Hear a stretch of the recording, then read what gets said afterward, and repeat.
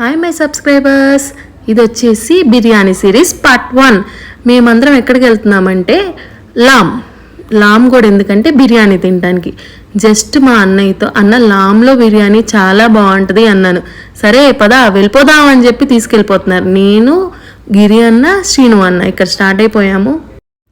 గుంటూరులో ఉండే వాళ్ళకి చాలా మందికి తెలుసు లామ్లో కచ్చి బిర్యానీ పాయింట్స్ ఉంటాయి కదా, సో అవే అనమాట.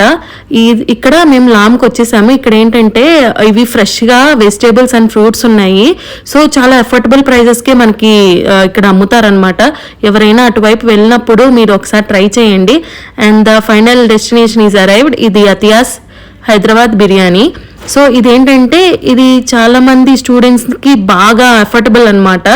మేము తీసుకున్నది కూడా 2 బిర్యానీస్ అండ్ 1 స్టార్టర్. చాలా తక్కువ ప్రైస్, 520 రూపీస్కి వీ హ్యావ్ ఇటన్ ఫుల్లీ.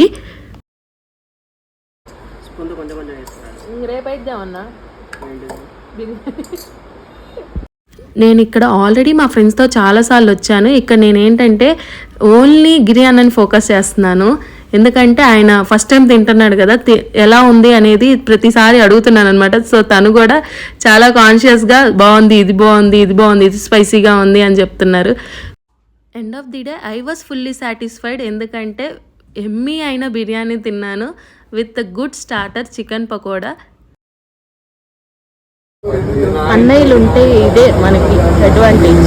వాళ్ళే తినిపిస్తారు, వాళ్ళే కొనిపిస్తారు. అంత బిర్యానీ తిన్నాక ఏదైనా చల్లగా తినాలనిపిస్తుంది కదా, సో ఐస్ క్రీమ్తో మేము ఎండ్ చేసాము. Thank you for watching. Bye bye.